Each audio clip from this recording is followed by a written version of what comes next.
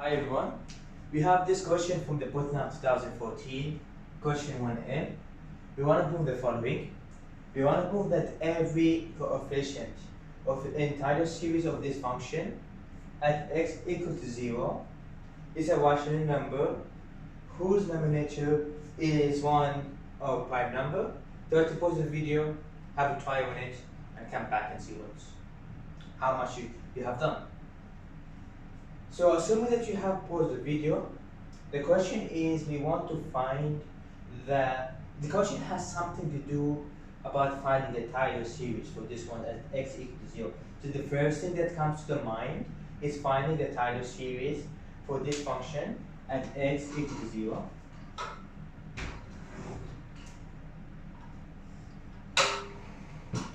The function was 1 minus x plus x squared times e to the x.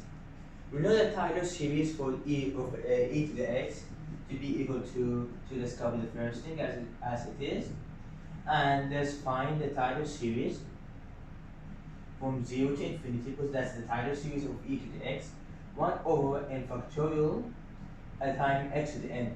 So that's the Taylor series for e to the x. We want to find for every term.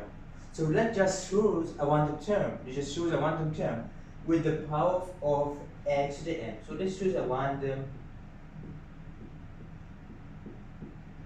power term. And let's call it x to the n. This power will be x to the n. This x to the n will occur, if you see from this expansion, will occur at 1 over n factorial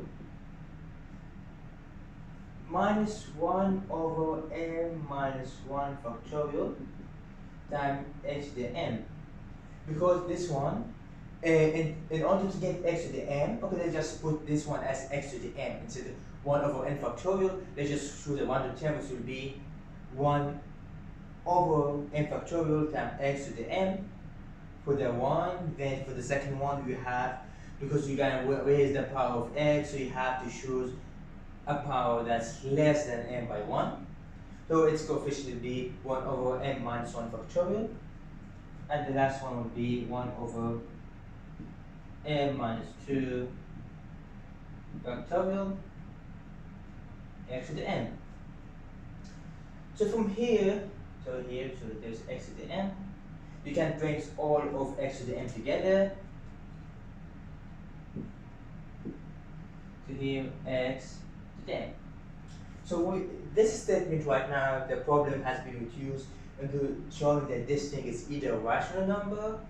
I mean, the first thing you have to put it in one term, because you want to find the coefficient, you just put it in one term, and you have to put the denominator is a prime or 1. So let's try to put it in one term. This is n minus 1 factorial.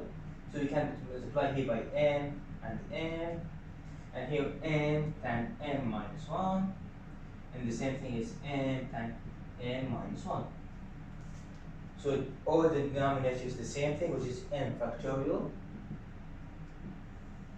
times 1 minus n plus n squared minus n, which will be equal to m squared minus 2m plus 1 divided by m factorial. So that's the coefficient. The top looks like, if you have to pay attention to the coefficient, it looks like a perfect square. So let's just factor this a perfect square for m minus 1 squared divided by m factorial.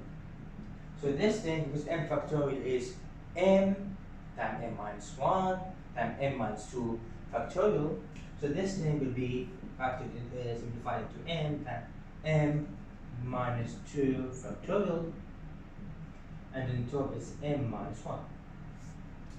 So this is what happened, because after simplification.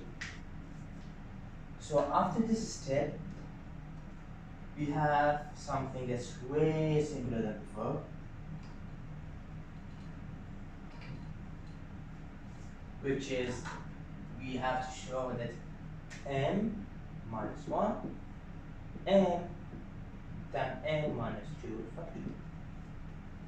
We want to show the denominator once it is in the simplest form, it's either 1 or prime number. So let's take this by cases.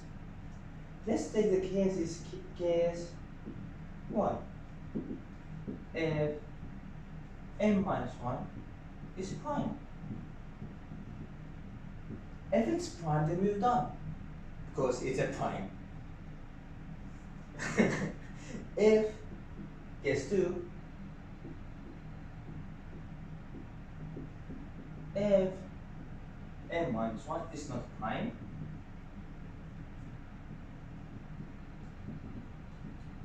if it's not prime, then we know by the theory of unique factorization that any number has a unique prime factorization for the number theory. So m minus 1 has a unique number factorization. Let's call it b1 to the m, b2 to the m2, b3 to the m3, and so on. And let's just factor 1m. We know that each prime number has something, that each prime number is greater than 1. The least prime number that we can have is 2. It's 2. So b, any prime number, is greater than 1. Once we factor, let's factor one of them. So let's factor, for example, the first one without losing the generality.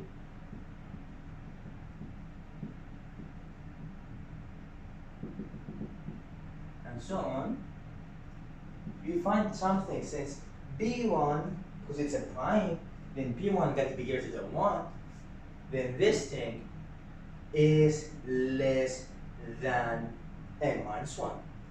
So this thing is less than m minus 1. Since it's less than m minus 1 and it's an integer, then it must belong to m minus 2 factorial. Since m minus 2 factorial is just a set, it's not the set, you multiply all the numbers that's less, then multiply all the numbers starting from m minus 2. So this thing must be in m minus 2 factorial. Since b, that thing, let's just write it down by b m minus 1, and this one is inside m minus 2 factorial, then for sure we know that it can cancel. So we will left by some prime number, let's call it bi divided by something. I mean, we don't really care what's the thing, but it's going to be something. So this thing, we simplify the denominator into a prime number, then we're done.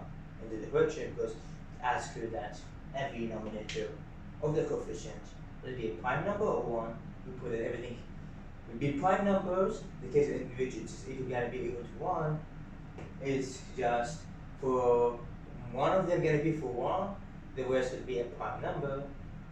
That's the end of the video.